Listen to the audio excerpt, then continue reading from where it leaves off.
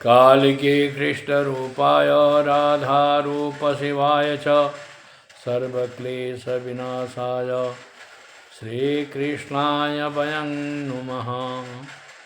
कामाख्यां कामदां श्यामां कामरूपां मनोरमां ईश्वरीं त्वामहं वन्दे दुर्गा दुर्गतिनाशिनीं। माँ भगवती परम्बा जगदम्बा आप सबों को खुश रखें, सुसंपन्न रखें, प्रसन्न रखें, मस्त रखें, व्यस्त रखें। खास करके जन्माष्टमी जो आ रहा है, भगवान का, कृष्ण का जन्मोत्सव जो मनाया जाता है, उसके 3 रूप में दिया जाता है। गृहस्थियों के लिए खास करके 11 बजे रात्रि के बाद जब भी अष्टमी जो तिथि होती है, उस दिन ही गृहस्थी लोग बनाते हैं, क्योंकि गर्भ में ही शाम के समय में भगवान कृष्ण का जन्मोत्सव के पहले गर्भ स्तुति में ब्रह्मा भी स्तुति किए, शिव भी स्तुति किए और वेद भी स्तुति किए, ऐसा श्रीमद् भागवत कथा में वर्णन है।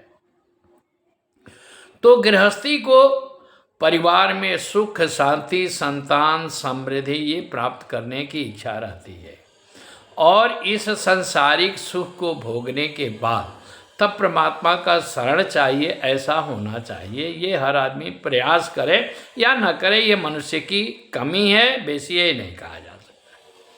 तो इसलिए खास करके 15 तारीख को रात्रि में 11:29 से कहीं कहीं 23 है, तो खास करके गोलार्ध के हिसाब से थोड़ा सा समय 19-20 होता है, लेकिन गृहस्थियों को खास करके 15 तारीख को जन्माष्टमी मनाना चाहिए। सन्यासियों के लिए क्यों कहा गया है कि सन्यासी जन्मोत्सव मनाते हैं? तो वैष्णव संप्रदाय में 2 प्रकार के होते हैं।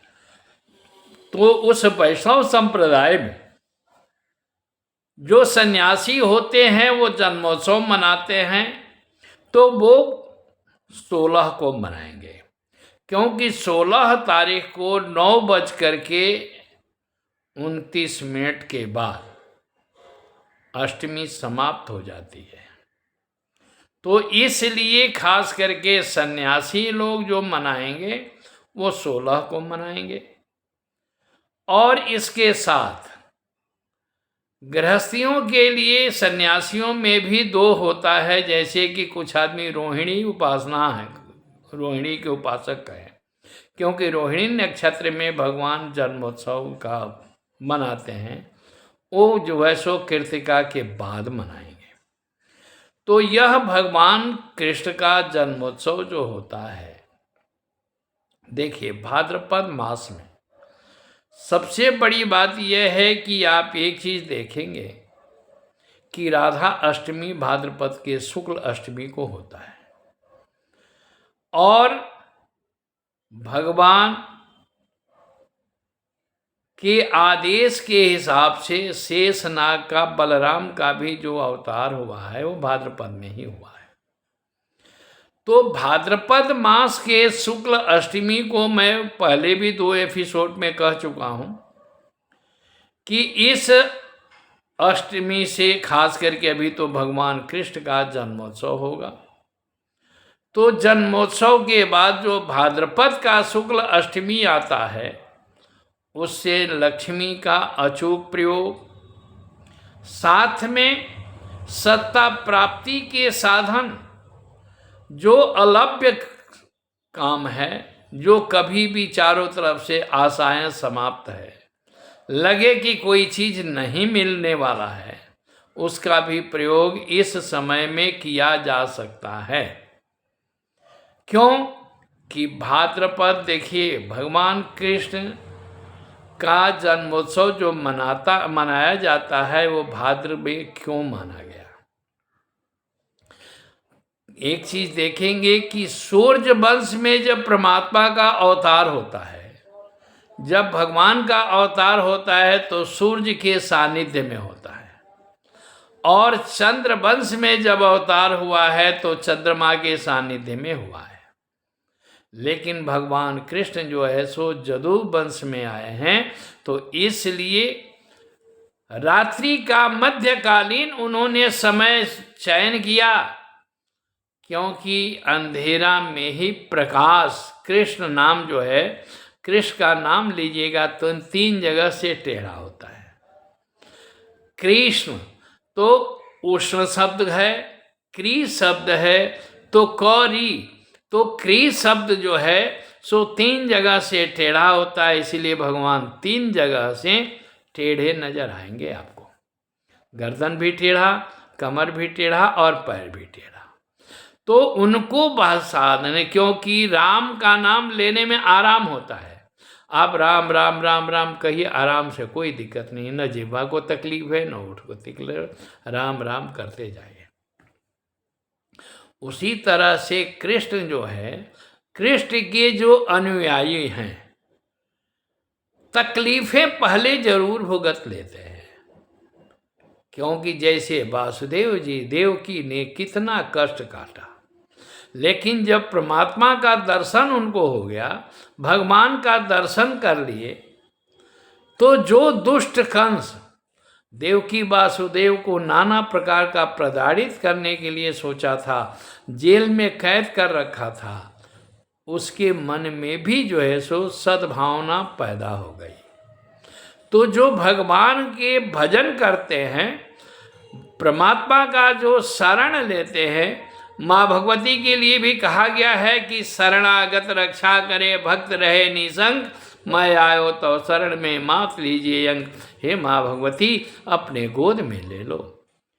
तो खास करके जो परमात्मा के शरणागत हो जाते हैं, जो इष्ट के शरणागत हो जाते हैं, वो कभी भी तकलीफें आती है। देखिए, तकलीफ इसलिए आना है कि आपके कर्म, पूर्वार्चित कर्म का जो दोष है, शरीर का जो दोष है, विधि का जो विधान है, विडंबना जो बना है विधान, उसी हिसाब से पूर्व जन्म कृतंग नारी, पूर्व जन्म कृता तपा, पूर्व जन्म कृता नारी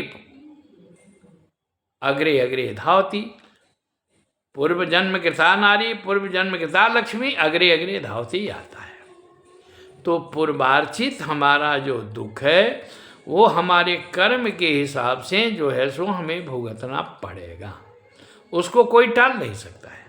हाँ, ये जरूर है कि परमात्मा का भजन करने से हम देवी का, शक्ति का, भगवान शिव का, राम का, किसी का भी भजन करते हैं, सर्वे शक्ति एक ही है, नाना प्रकार का जो है सो समूह शक्ति एक है, उसको अनेकों रूप में हम लोग प्रदर्शित करते हैं, अनेकों रूप में हम देख सकते हैं, अनेकों रूप में उनको अनुभव कर सकते हैं। बहुत लोग जो है सो दीपक में भगवान को दर्शन करते हैं। कई बार देखेंगे कि बहुत लोग कहते हैं कि दीप में माँ भगवती का दर्शन हुआ है। आप जब कभी भी एकांत में बैठेंगे, साधना में बैठेंगे, तो नेत्र बंद करेंगे तो देखिए साधना का एक मार्ग अलग होता है।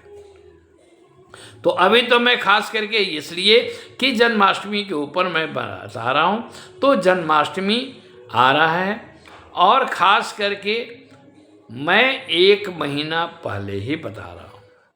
1 महीना तो अब नहीं है, क्योंकि शुक्ल पक्ष का अष्टमी जो होगा 15 और 8, 20-22 दिन के बाद ही होगा। तो आप उस दिन से अगर चाहें तो माँ भगवती का लक्ष्मी के लिए भी आप प्रयोग कर सकते हैं, सत्ता प्राप्ति के लिए भी कर सकते हैं। सत्ता में खास करके जो उथल पुथल होता है, वो खास करके एक समय का दोष है। तो बहुत से मनीषियों ने कह रहे हैं, संतों का वचन है, हमारा नहीं है, और कुछ समय का भी अवलोकन करने के बाद ये पता चल रहा है। तो इसमें क्या है कि खास करके तंत्र का प्रयोग भी बहुत ज़बरदस्त हो सकता है। इसमें अगर आप चाहें तो तंत्र में भी रुचि ले सकते हैं। खास करके जिसके 5वें घर में शनि या मंगल दृष्ट हो या बैठा हो, वो आदमी तंत्र में रुचि ले तो ज़्यादा उसको सफलता मिलेगी। दूसरे घर में, क्योंकि 2, 3, 4, 5 5वें घर को भी देखता है, तो दूसरे घर में भी अगर बैठे हैं मंगल या शनि, तो आपको जो है सो तंत्र में आप रुचि ले सकते हैं, आप उसमें आगे बढ़ सकते हैं, अनुभव कर सकते हैं। क्योंकि अब यह समय, मैं देखिए खास करके मैं इसलिए बार बार ये बात कहता हूँ कि भाद्रपद शुक्ल अष्टमी से लक्ष्मी का प्रयोग बहुत ज़बरदस्त होता है, क्योंकि आजकल अर्थाभाव बहुत जगह है। तो आप इस पर रुचि लें, आप अपने किसी भी ज्योतिषी से बात करें, विद्वान से बात करें कि महाराज जो अचूक प्रयोग है लक्ष्मी माला, वो उसका प्रक्रिया क्या है, आप करें। अगर नहीं कोई मिलता है, आप हमसे संपर्क कर सकते हैं, मैं आपको सलाह दे सकता हूँ। जय माँ कामाख्या, जय माँ भगवती। आप सब सुखी रहें, सुसंपन्न रहें।